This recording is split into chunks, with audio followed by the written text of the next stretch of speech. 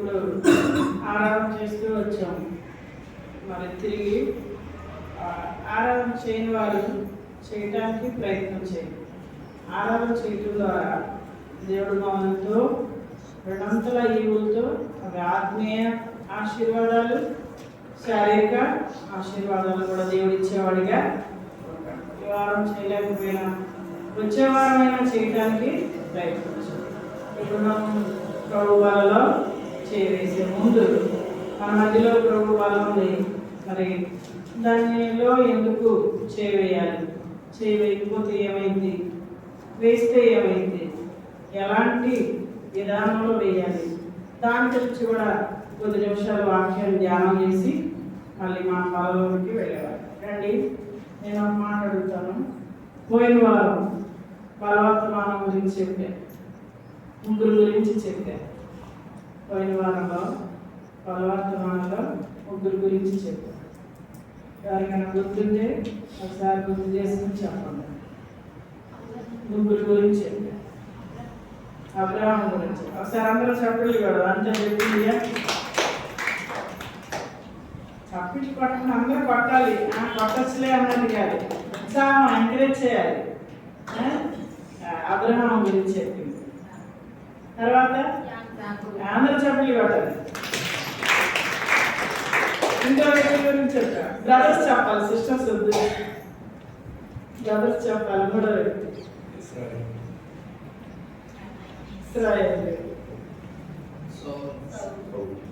చెప్పలు కదా. ముగ్గురు గురించి చెప్పాం కదా. ఈరోజు కూడా ముగ్గురు చూసుకుని జాగ్రత్తగా బలలో చేయలేదు.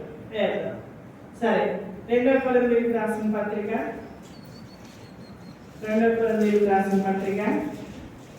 5వ అధ్యాయం 11వ వచనాన్ని అందరం కలిసి చదువుతాం. కొరింథీయులకు రాసిన 2వ పత్రిక 5వ అధ్యాయం 11వ వచనాన్ని అందరం కలిసి చదువుతాం. చదవండి.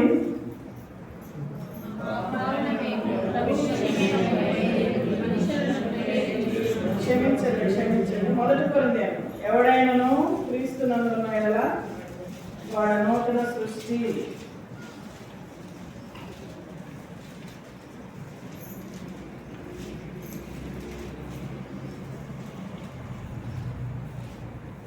మొదటి కొరింథీయులు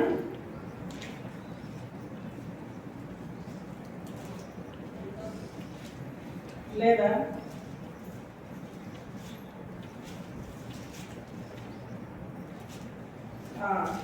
2 కొరింథీ 5వ అధ్యాయం 17వ వచనం. 2 కొరింథీ 5వ అధ్యాయం 17వ వచనం. ఇప్పుడు చదవనమ్మా. కాగా ఎవడైనాను క్రీస్తునందున్న యెడల వాడు నూతన సృష్టి. మన వాగ్దానం ఈ సంవత్సరం సార్వత్రిక సంఘ వాగ్దానం కూడా పోయిన ఆదివారం చెప్పారు. ఇదిగో సమస్తమును నూతనమైనవిగా చేయుచున్నాను. మరి ఈ సంవత్సరం అంట మన జీవితంలో అన్ని గొప్ప గొప్ప నూతన కార్యాలు జరుగుతాయి అంట. ఇంకా చాలా నూతనమైన కార్యాలు జరుగుతాయి అంట. సమస్తం ఏదైనా కానీ ప్రతి విషయంలో కూడా ఈ సంవత్సరం అన్ని గొప్ప గొప్ప నూతన కార్యాలు, మనం ఊహించిన కార్యాలు జరుగుతాయి అంట. ఎప్పుడు అంటే వాగ్దానాన్ని నమ్మాలి, విశ్వాసం ఉంచాలి, వాగ్దానాన్ని ఎత్తి ప్రార్థన చేసుకోవాలి, మరి మానకుండా సంఘానికి రావాలి. అప్పుడు సంఘంగా ఇచ్చిన వాగ్దానాన్ని దేవుడు మన పక్షాన, సంఘం అంటే ఎవరు? మనమే. సంఘానికి ఇచ్చిన ఈ వాగ్దానం మన పక్షాన నెరవేరుస్తాడు. సమస్తము నూతనమైనవిగా, ఇంకా అన్నీ మన జీవితంలో, మన కుటుంబాల్లో, మన సంఘంలో, మనలో ఇంకా ఈ సంవత్సరంలో అన్ని నూతనమైన కార్యాలు అంటే కొత్త విషయాలు ఎప్పటికప్పుడే చేస్తాడంట. ఖచ్చితంగా విశ్వాసం ఉంచండి, కనిపెట్టండి, ప్రార్థన చేయండి. సరే, మరి అట్లాగే నూతనంగా చేసిన వ్యక్తుల్ని మొదటి వ్యక్తి అబ్రాహాముని ఎలా చేశాడు? అబ్రహాముగా మార్చాడు. మార్చి వదిలిపెట్టాడా? వదిలిపెట్టలా. అబ్రహాముని ఎంతో ఆశీర్వదించాడు, విశ్వాసులకి తండ్రిగా చేశాడు. ఇప్పుడు అబ్రహాము ద్వారా మన దేశంలో మన ప్రపంచంలో ఒక కంట్రీ, ఏ కంట్రీ అది? ఇజ్రాయేల్ దేశమే ఏర్పడింది. ఒక్క అబ్రహాము మార్పే నూతన సృష్టిగా మార్చడం వల్ల ప్రపంచంలో ఒక దేశాన్నే దేవుడు ఏర్పాటు చేశాడు. చూసారా?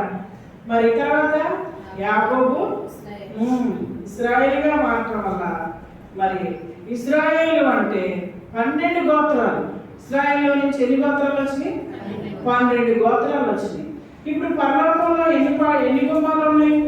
12 గుమ్మాలు. యేసుప్రభు శిష్యులు కూడా ఎంతమంది? 12 మంది. ఇవన్నీ కూడా ఎక్కడి నుంచి వచ్చినాయి? యాకోబు మార్పు ద్వారా.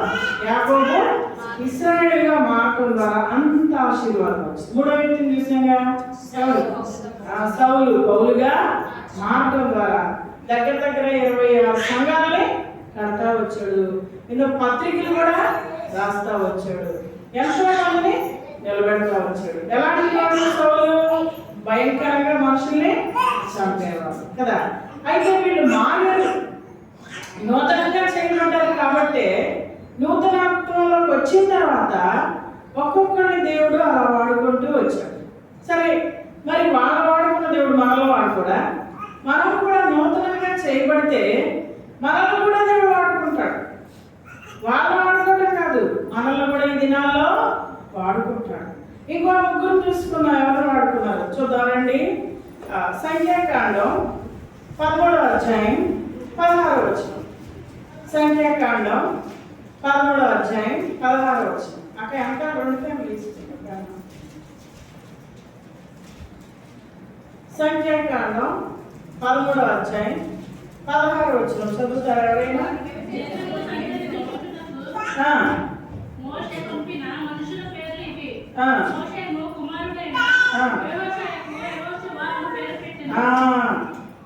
మోషే దేశాన్ని వేడి చూస్తాడు, పంపాడు. ఏ దేశాన్ని? ఎరుకో, ఎరుకో పట్టణాన్ని. దేవుడు ఏమన్నాడు? ఎరుకో పట్టణాన్ని మరి నేను తీసివేస్తా, పడగొట్టేస్తా, ఎరుకో పట్టణాన్ని లేకుండా చేసేస్తా. కాబట్టి దానికి ముందు మరి దేవుడు మోషేకి చెప్తే, మోషే ఆ పట్టణంలో ఏంటి అసలు వాస్తవాలు, అక్కడ సంగతులు ఏంటి చూసి రండి అని ఇద్దరు పంపించాడు. ఎవరిని? కాలేబు, యెహోషువ. అయితే ఇక్కడ ఏమన్నా ఇప్పుడు 13:36లో యోవాషు అని ఉంది. అవునా? మళ్ళీ చదవమ్మా. దేశమును సంచరించి చూచుటకు మోషే పంపిన మనుషుల పేర్లు ఇవి. మోషేను కుమారుడైన యెహోషువకు యెహోషువను పేరు పెట్టెను. యెహోషువ కాదు, ఫస్ట్ ఏ పేరు?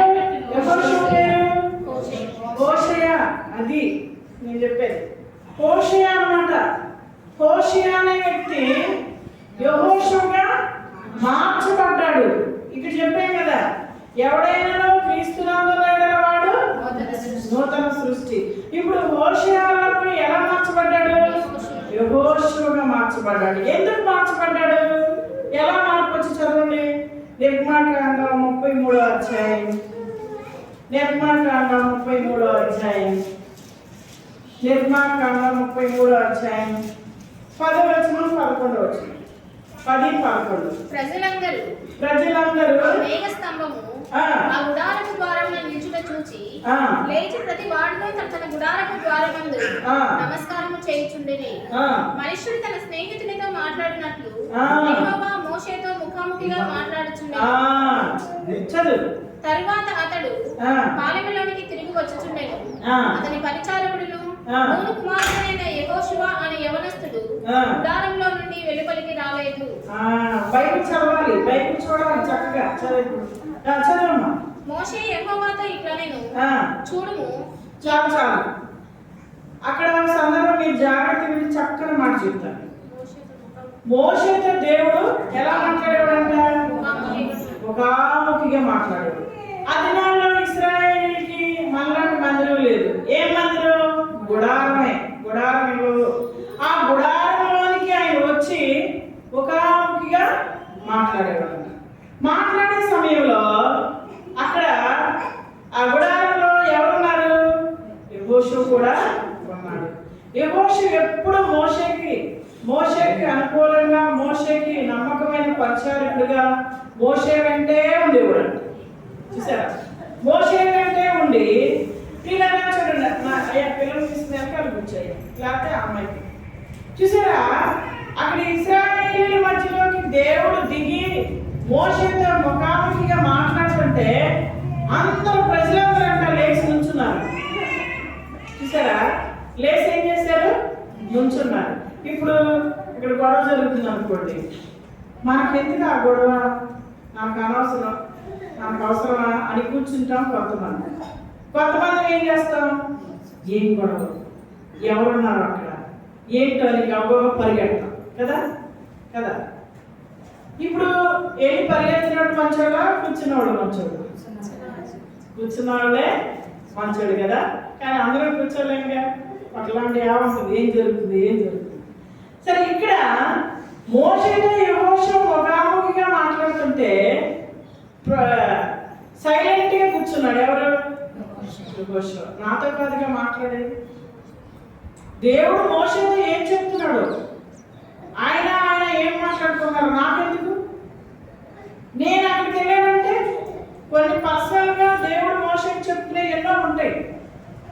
నేనెందుకు వినాలి, నేనెందుకు వెళ్ళాలి, నాది కాదు కదా అని యెహోషువ ఆ గుడారంలో ఎక్కడున్నాడో అక్కడే కూర్చుని ఉన్నాడు, బయటికి రానే రా. అయితే ఇశ్రాయేలీయులు ఏం చేశారు?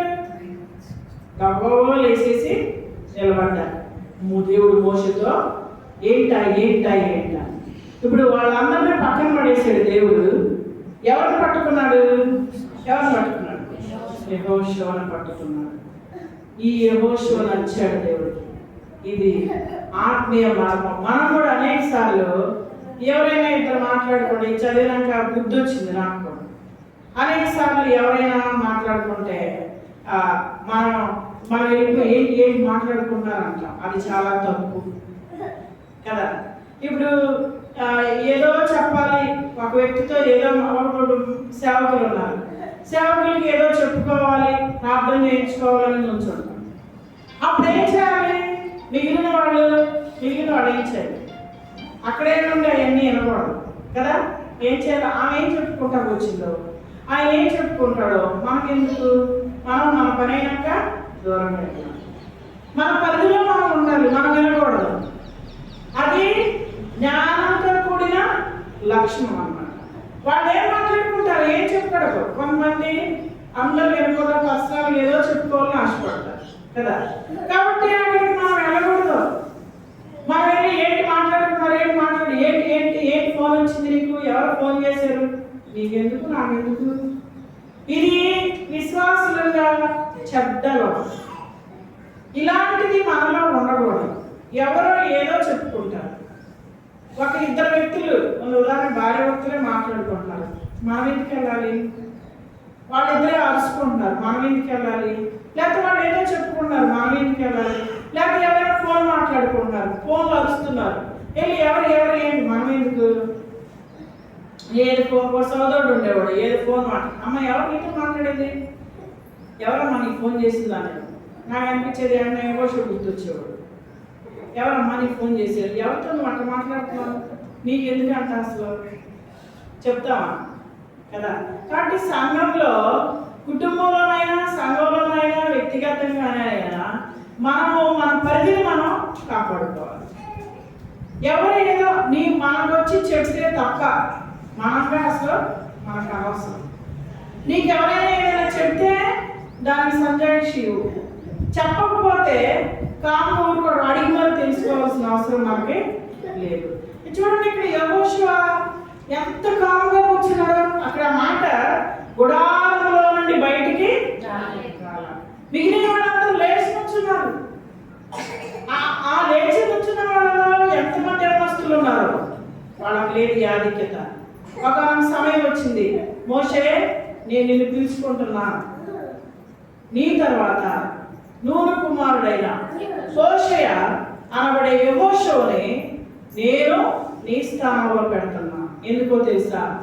యెహోషువ నూతన వ్యక్తిగా చేయబడ్డాడు. యెహోషువ ప్రవర్తన నచ్చింది. యెహోషువలో యెహోషువ అయితే నడిపించుకొస్తాడు. యెహోషువ భయపడిపోతున్నాడు. ఎందుకో తెలుసా? ఇశ్రాయేలీయులు మోషేని ఎంత ఏడిపించారో, ఎంత విసిగిపోయాడో. వాళ్ళు ఏడిపించిన ఏడుపు వల్ల ఆయన విసిగిపోయి ద్రోహులారా అని అనవసరంగా ఆయన కానాను కూడా వెళ్ళలేని పరిస్థితి వచ్చేసి ఆయన ఎంత ఎక్సైపోయి ఆయన ఎన్ని కష్టాలు పడ్డాడో. ఇశ్రాయేలీయులు దారి పొడుగున మాటి మాటికి ఐగుప్తులోంచి బయటకు వచ్చిన కానించి కానాను చేరేవారికి ఎంత వేధించారో, విసిగించారో, ఎన్ని ఇబ్బందులు పడారో కళ్ళారా చూస్తున్నాడు యెహోషువ. కళ్ళారా చూసి చూసి దాంట్లో దిగుతాడా? దిగలేడు. ఏమంటాడు? నా వల్ల కాదయ్యా, నేను చేయలేను. మోషే ఎంత నలిగిపోయాడో నేను చూసా, ఎంత ఎక్సైట్ అయ్యాడో నేను చూసా. చివరికి వీళ్ళ వల్ల కానాల్లో కూడా వెళ్ళలేకపోయాడు. నేను అది కూడా చూసా. నేనెలా వస్తానని నేను రాలేనయ్యా. లేదు యెహోషువ గ్రంథం 1:2-3 చదవండి. యెహోషువ గ్రంథం 1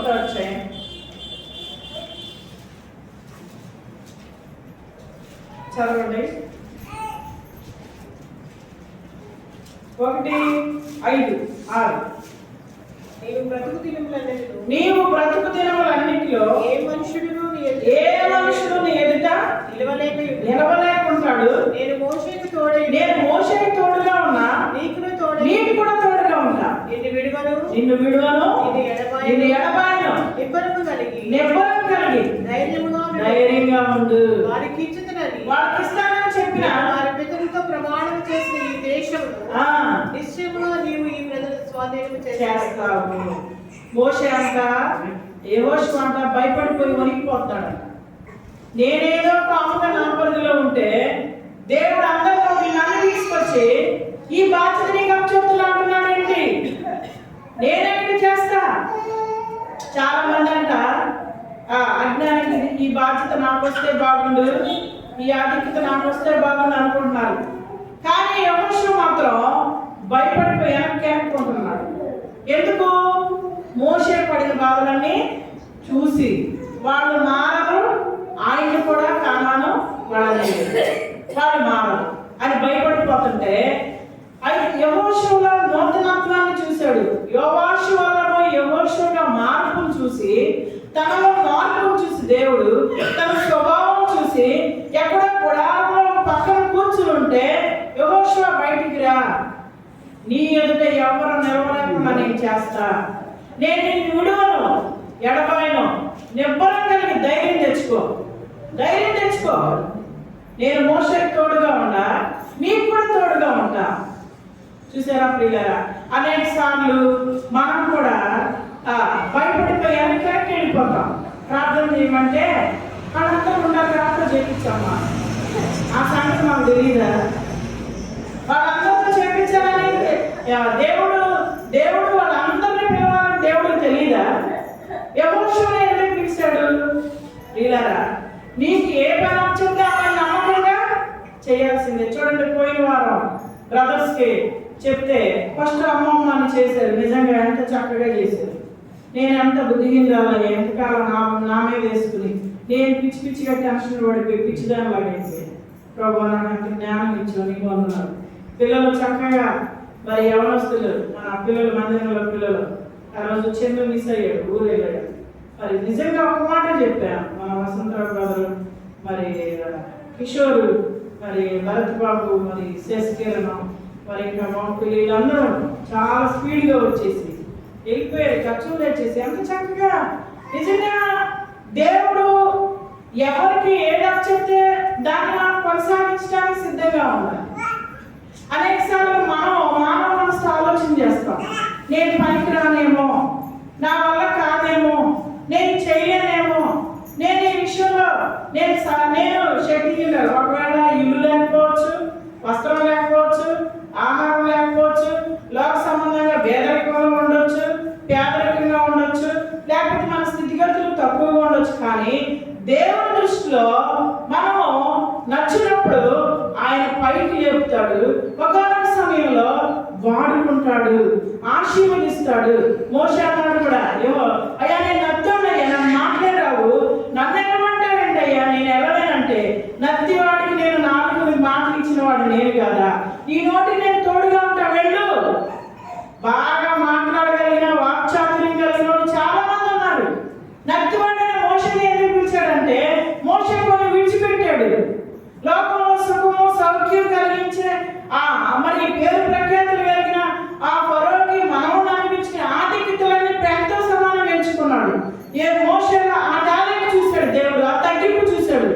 నత్తివాడైనా సరే నువ్వే కావాలి.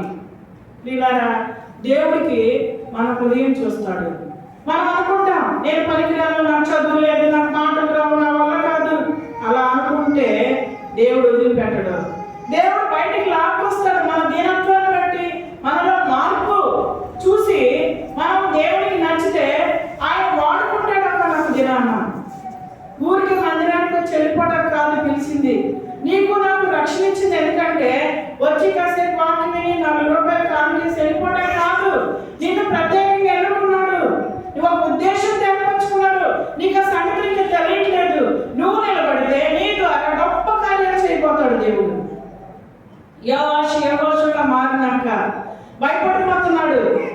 నేను చేయలేను, నా వల్ల కాదంటే యెహోషువ నువ్వు మాట్లాడొద్దు. నీ ప్రవర్తన, నీ విధేయత, నీ తగ్గింపు నాకు నచ్చింది. నిన్ను నేను నిలబడతా, నువ్వు నిబ్బరం తెచ్చుకో, ధైర్యంగా ఉండు. నీ ఎదుటి ఎవరిని నిలబడకుండా చేసేస్తాను నేనే. నీకంటే బలిష్ఠమైన వారిని పడగొడతాను నేను. నువ్వంటే ప్రజలకు భయం పుట్టిస్తా.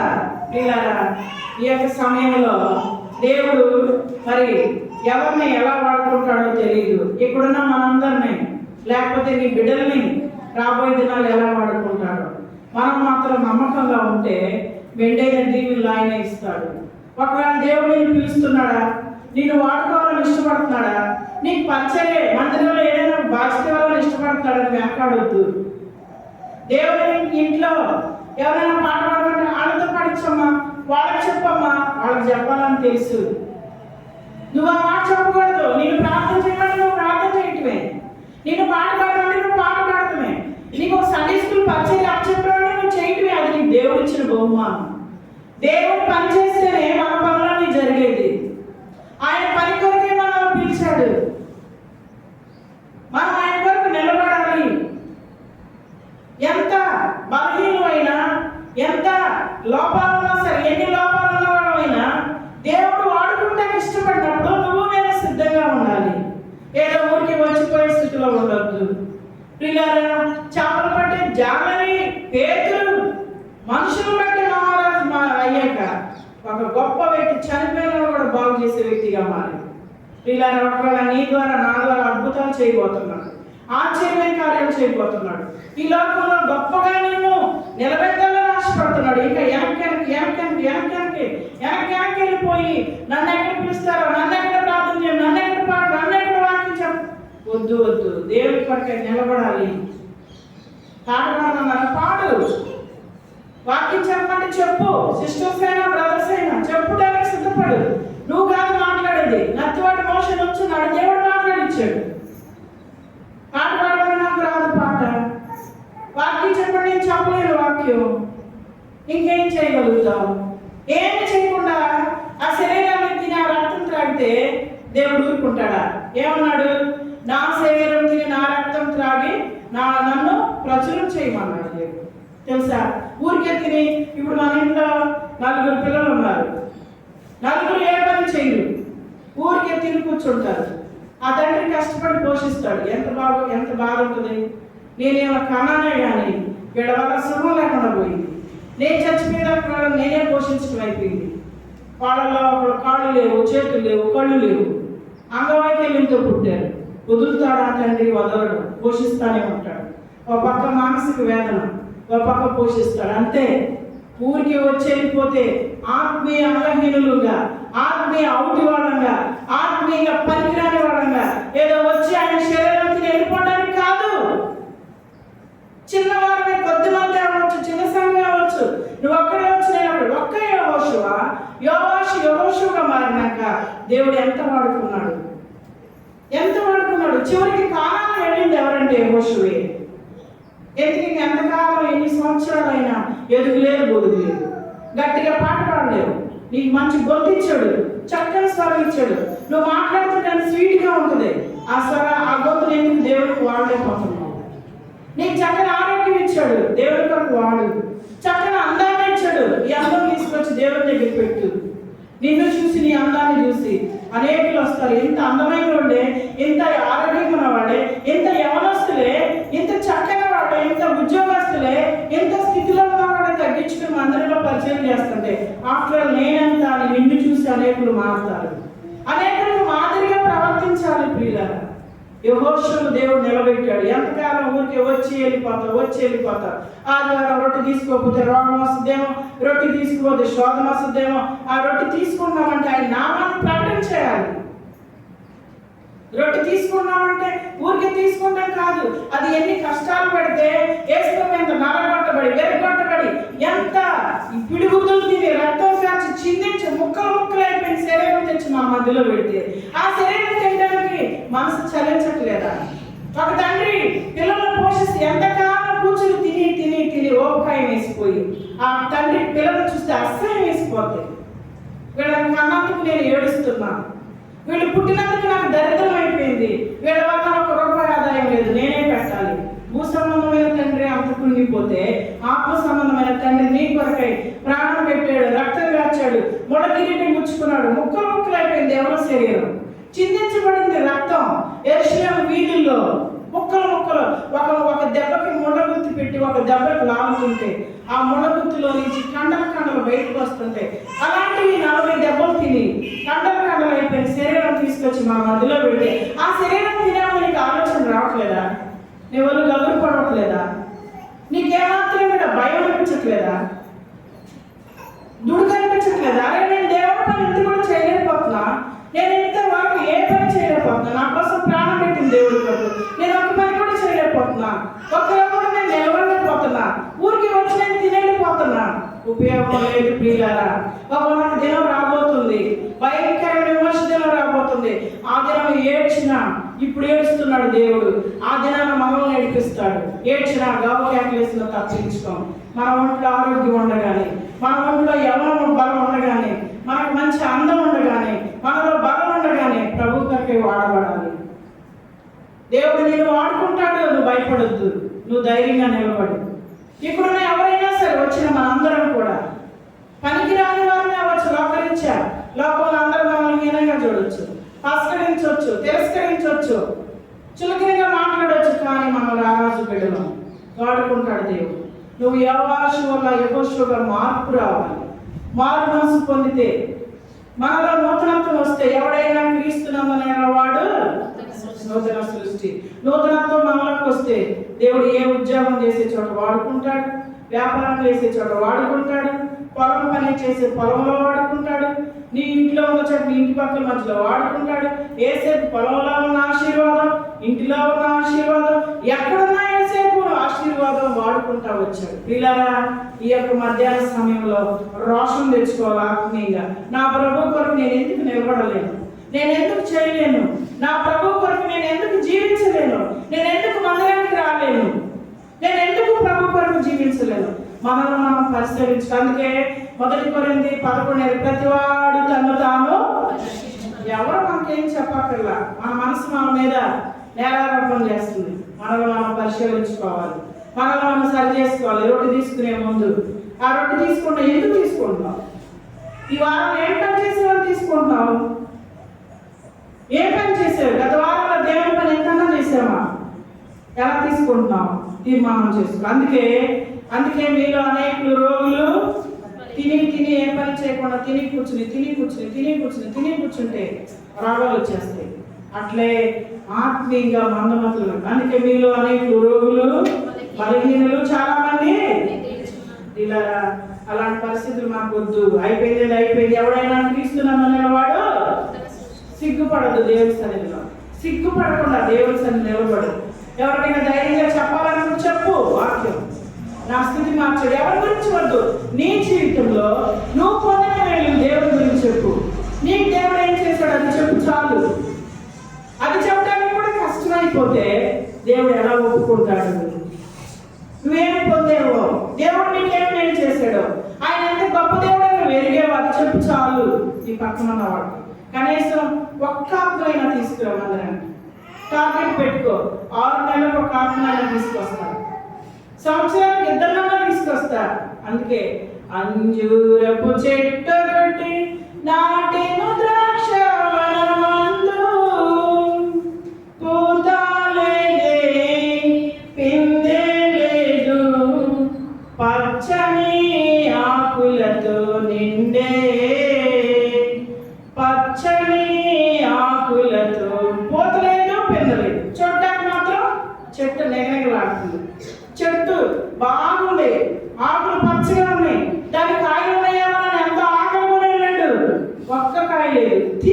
చెట్టు. చూడటానికి బాగున్నాం, పచ్చగా ఉన్నాం, నిగనిగలాడుతున్నాం. చెట్టు అంటే నీవు నేను. ఫలాలు ఉన్నాయా? నేను బాగా ప్రార్థన చేస్తా, నేను ఎప్పటి నుంచో మందిరానికి వస్తా, నేను దేవుడికి ఎంతో ఇస్తున్నా, నేను ఎంతో చేస్తున్నా. కాదు, ఫలాలు కలిగిన చెట్టు వలె ఉండు. ఫలాలు రావాలి. నిజంగా ఆ చెట్టు అయితే ఫలాలు రావాలి. ఒక్క ఫలం వచ్చిందా? ఒక్క ఫలం ఎవరు వద్దు. నీ కుటుంబం మొత్తాన్ని దేవుని మందిరాన్ని తీసుకొచ్చుకుంటున్నావా? ఒక్క ఫలమైనా ఫలించిందా? రేపొద్దున దేవుడి దగ్గరికి వెళ్తే ఏమి అడగడంట. ఎంత సంపాదించో, ఎంత నమ్మకంగా మందిరానికి వెళ్ళావు, ఇవేమి అడగడంట. దేవుడు అడిగేది ఒకటే, ఏం తెలుసా? ఎన్ని ఆత్మలు రక్షించావు. ప్రతి ఒక్కరికి తీర్పు తీరుస్తాడు. నన్ను కూడా అడుగుతాడు.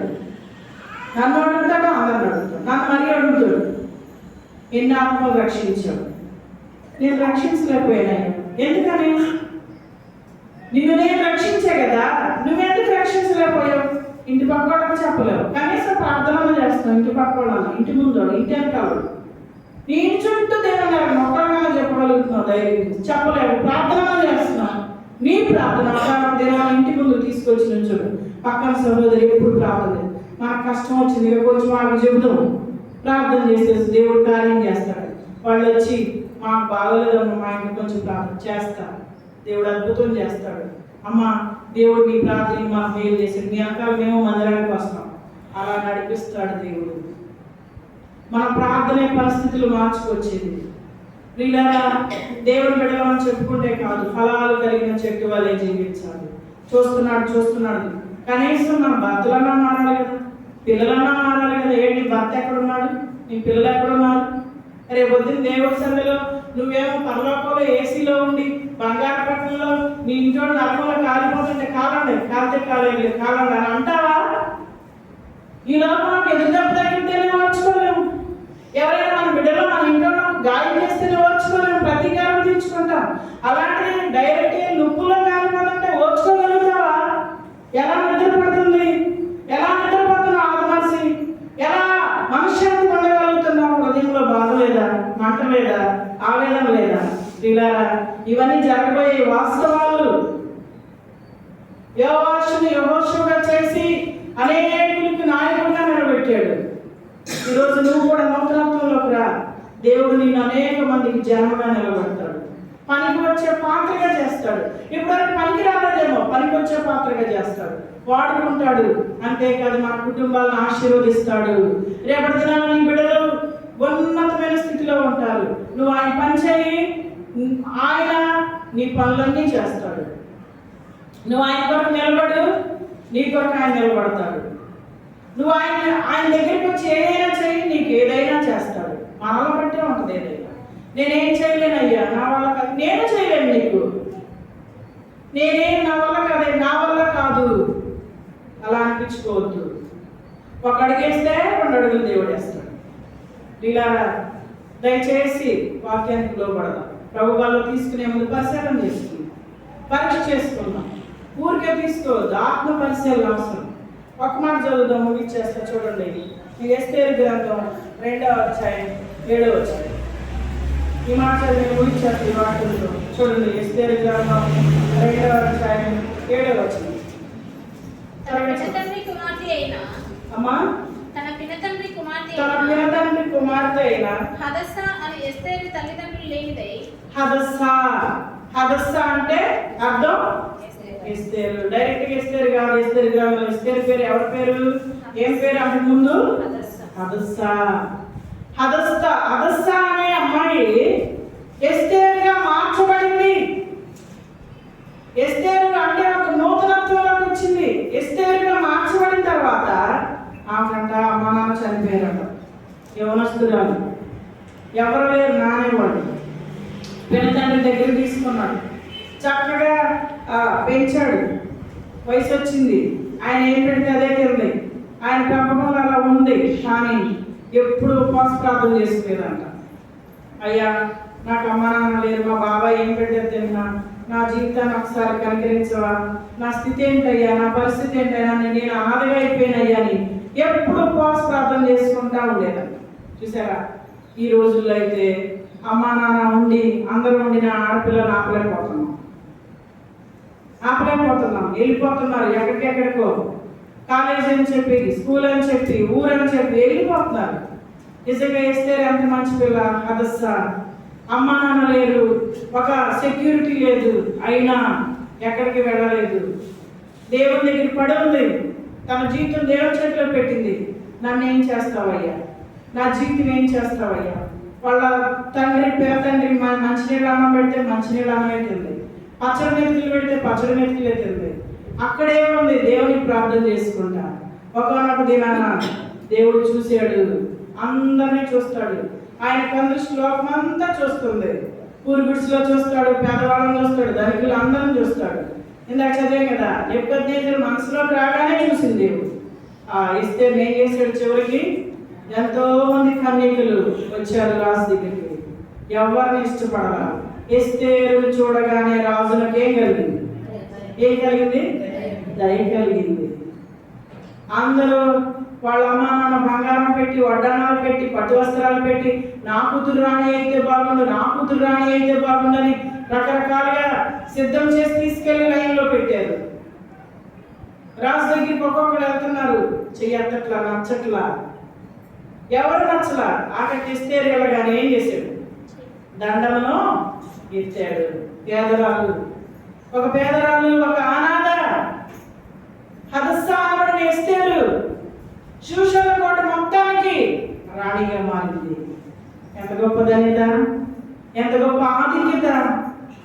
మార్పే ఆశీర్వాదానికి గుర్తు, మార్పే ఉన్నత స్థాయికి తీసుకెళ్ళింది. ప్రియులారా, తన స్థితిని మార్చేసాడు దేవుడు. ఒకవేళ అప్పటి వరకు ఒక మూలన చిన్న గుడిసెలో పాత బట్టలు, చిరిగిన బట్టలు వేసుకుని ఒక అనాథగా బ్రతికిన ఆడపిల్ల ఈరోజు దేవుడు బయటికి లాక్కొచ్చి ఏం చేశాడు?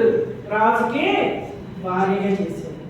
రాజుతో మాట్లాడాడు. రాజు, అది అమ్మాయి వస్తుంది, ఆ అమ్మాయిని భార్యగా అంగీకరించి. బహుశా ఎస్తేరు ఊహించిందంటారా? నేను అతనికి భార్య అవుతాను, ఏదో మా బాబాయ్ వెళ్ళమని నుంచోమన్నాడు కాబట్టి నుంచున్నా, వెళ్ళింది. నిజంగా దేవుడు ఉన్నతమైన దేవుడు.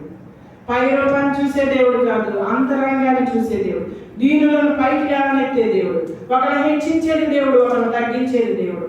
అంత దిక్కుమాన స్థితిలో ఉన్న హదస్సానబడిన ఎస్తేరు ఈరోజు ఏమైంది? షూషను కూడా మొత్తానికి రాణిగా అయింది. ఇలా మన చేతులు ఏమి లేవు. మనం ఏదో సంపాదించలేము, దాయాలంటే దాయలేము, సమకూర్చలేము, మనం ఎదగాలని ఎదగలేము. మన చేతులు ఏమీ లేదు. మనం ఎప్పుడో బ్రతుకుతామో మాకే తెలియదు, రేపు ఉంటామో చనిపోతామో తెలియదు. నీటి మీద బుడగ లాంటిది, త్రాసు మీద ధూళి లాంటిది మన ఆయువు. అంతలో కాబట్టి అంతలో మాయమైపోయాడు ఆవిరి లాంటిది మన జీవితం. అలాంటి క్షణికమైన జీవితాన్ని దేవుడు ఆశీర్వదించి దీర్ఘాయుష్నిచ్చి రాణిగా చేశాడు. ఇలా మన ఆయుష్ మనకు దీర్ఘాయుష్ ఉండాలన్న ఆ యేసయ్యే, మనకు ఆరోగ్యం ఉండాలన్న ఆ యేసయ్యే, మన స్థితి మారాలన్న ఆ యేసయ్యే. మన నూతనత్వంలోకి వస్తే, మన నూతన వ్యక్తులుగా చేయబడితే మనల్ని దేవుడు ఉన్నతమైన స్థితి తీసుకెళ్తాడు. నిజంగా ఎస్తేరు ఎంత ప్రార్థన చేసుకుంటాం. అందుకే ఆ తర్వాత శోధన వచ్చింది. యూదులందరినీ చంపమని శోధన వస్తే ఏం చేసింది? నేను రాణి కదా అని గర్వవేగల ఏం చేసింది? 3 దినములు మీరందరూ ఉపవాసం ఉండి ప్రార్థన, నేను నా పంచలికత్తులు కూడా ఉపవాసం ఉండి ప్రార్థన చేస్తాను.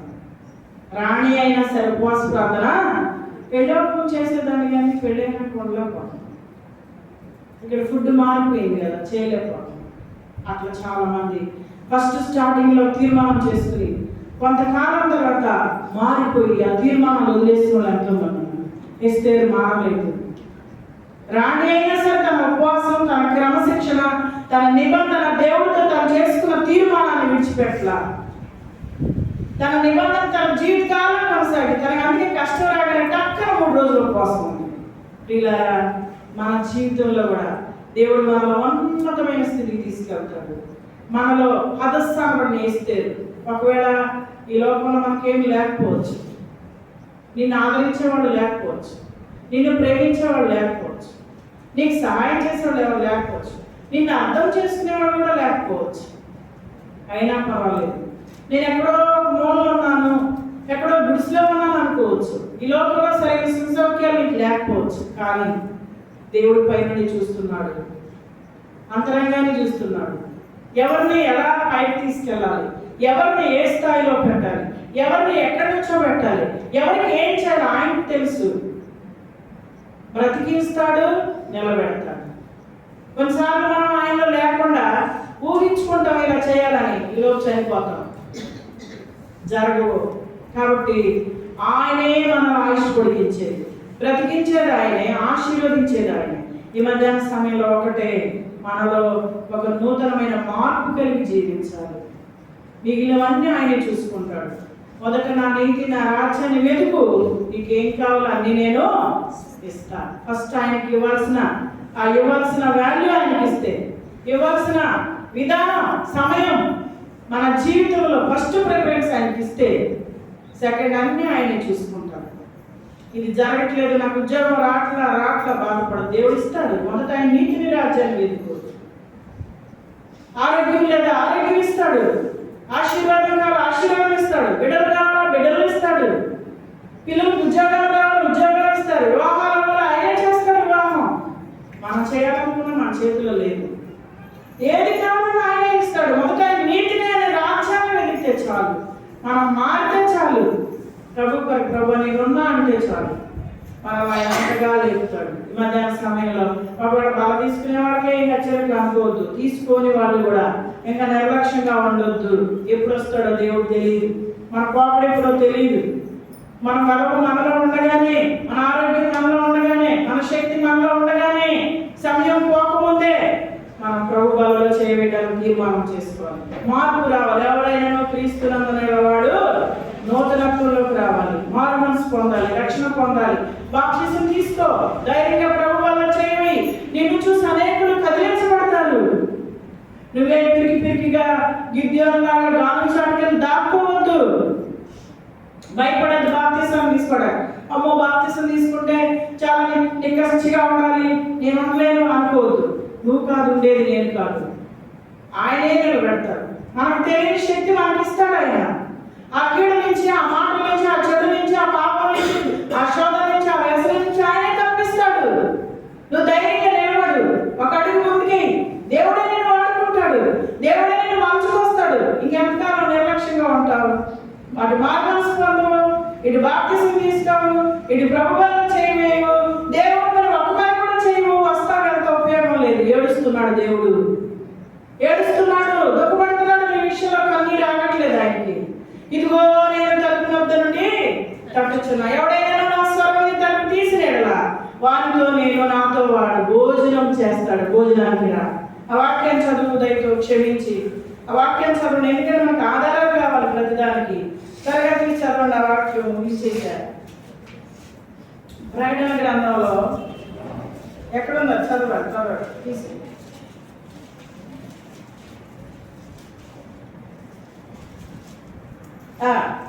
ప్రకటన గ్రంథం 3వ అధ్యాయం, అందరూ చదువుతారు ఈ వాక్యం. ప్రకటన గ్రంథం 3వ అధ్యాయం 20వ వచనం. ప్రకటన గ్రంథం 3వ అధ్యాయం 20వ వచనం చదవండి, అందరూ చదువుతాం. చదవండి. ఇదిగో నేను తలుపు వద్ద నుండి తట్టుచున్నాను, ఎవడైనా నా స్వరం విని తలుపు తీసినడలా నేను అతని ఎదురుకు వచ్చి అతనితో నేను, నాతో కూడా అతడు భోజనం చేసి. ఇంకా అంతేకాదు, నేను జయించి నా తండ్రితో కూడా సింహాసనం కూర్చున్న ప్రకారం జయించు వాడిని నాతో కూడా నా సింహాసనం ముందు కూర్చోడానికి. సంఘములతో ఆత్మ చెప్పుచున్న మాట, తలుపు తీయాలి, హృదయం అనే తలుపు తీయాలి. హృదయం అనే తలుపు తీస్తే ఈ హృదయం తెరవబడితే మనలోకి వస్తాడు, ఆయన మనలోకి వస్తాడు, మనం ఆయనలోకి వెళ్తాం. ఇద్దరు కలిసి ఏం చేస్తాం? భోజనం అంటే ఆ వల్ల అదే భోజనం ప్రభు భోజనం. ఆయన భోజనం ఇస్తాడు, తినిపిస్తాడు. అంతేకాదు, ఆయన రాజ్యములో ఆయనతో పాటు కూర్చోబెడతారంట. ఎంత అడిగితండి మనకి. ఆయన సింహాసనం పక్కన కుర్చీ వేసి మనల్ని కూడా కూర్చోబెడతారు. ఎంత గొప్పదని. కాబట్టి కోల్పోవద్దు, వయసుకు మిస్ చేసుకోవద్దు. ఎవరి కాలంలోనే ప్రభు కోసం నిలబడాలి. దానియేలు వలె, యోసేపు వలె, షడ్రకు వలె, ఎవరి కాలంలో ఎస్తేరు వలె, రూతు వలె, మరియమ్మ వలె, దావీదు కుమార్తెల వలె నిలబడాలి ప్రభు కొరకై. యవ్వన బలాన్ని దేవునికి అప్పగించే, యవ్వన ఆరోగ్యాన్ని, యవ్వన అందాన్ని, నీ శక్తిని ప్రభు కొరకు ఇవ్వు. దేవుడు నిలబెడతాడు, ఆయనే నడిపిస్తాడు. ఆయన ఏం చేయాలి ఆయనే చేస్తాడు. ఏమైనా కీడు ఉంటే ఆయనే తప్పిస్తాడు, ఏమైనా పాపం ఉంటే ఆయనే తప్పిస్తాడు. మనంగా ఏది ఉండలేమో చేయలేము. సినిమాకి వెళ్ళొద్దంటే వెళ్ళకుండా ఉండలేము, మన వల్ల కాదు. కానీ మనకు తెలియకుండానే ప్రభు దూరం చేస్తాడు, విరక్తి పుట్టిస్తాడు, అసహ్యం పుట్టిస్తాడు, పెంటతో సమానంగా అయిపోయే మనసాన్ని తీసుకొస్తాడు. కాబట్టి దేనికి భయపడదు. ఇంకా మారు మనసు పొందడానికి తడువు చేయొద్దు, బాప్తిసం తీసుకోవడానికి తడువు చేయొద్దు. రేపు మన కాదు, రేపేం జరుగుతుందో తెలియదు. యేసు ప్రభు ఒకవేళ ఈ రోజే వస్తే ఎక్కడికి వెళ్తావు ఆలోచించి, నరకంలో కాలిపోతాం. పాతాళ గుండము భయంకరమైన గండం, అగ్నిలో కాలిపోతాం, నల్లులు మన్నట్టు మారిపోతాం. అక్కడ దప్పికలే, అక్కడ మంచినీళ్ళు ఉండవు, రక్షించేవాళ్ళు లేరు, గావు కేకలు, కాకిలాగా కావు కావు అనే కేకలు. అలాంటి పరిస్థితి వద్దనే ఈ కంఠశ్వాస పెట్టి దేవుడు అర్పిస్తున్నాడు. ఈ మాటలు పరిచయం పెట్టద్దు, ఇసుక్కోవద్దు, సనుక్కోవద్దు, గొనుక్కోవద్దు, వాయిదాలు వేయొద్దు. నీ కోసమే ఈ మాటలు. నిన్నే హెచ్చరిస్తున్నాడు, నిన్నే తట్టుతున్నాడు, నిన్నే పురుగొల్పుతున్నాడు. తీర్మానం చేసుకో. మందిరం దాటి వెళ్ళక ముందే ప్రభు నిన్ను ఆశీర్వదిస్తాడు, నిన్ను నిలబెడతాడు, నీకు దీర్ఘాయుష్ని ఇస్తాడు, నీ స్థితి మారుస్తాడు, నిన్ను ఎస్తేర్ వల్ల చేస్తాడు, నిన్ను యెహోషువ వల్ల చేస్తాడు. నిన్నే కాదు నీ బిడ్డల 1000 తరాల వరకు చేస్తాడు. దేవుడి మాటలు మన కొరకై దీవించును గాక. ఆమేన్. ప్రార్థన చేసుకుందాం. మోకరించండి. ఒక నిమిషం మోకరించి ప్రార్థన చేసుకుందాం. అందరూ కూడా ప్రార్థన. మోకరించగలిగిన వాడు మోకరించండి, మోకరించలేని కుర్చీలోనే కూర్చోండి, పర్వాలేదు. ప్రార్థన చేస్తుంది. అందరూ కళ్ళు మూసుకుని, ఎవరి కళ్ళు తెరవద్దు, ప్రార్థన చేసుకోండి.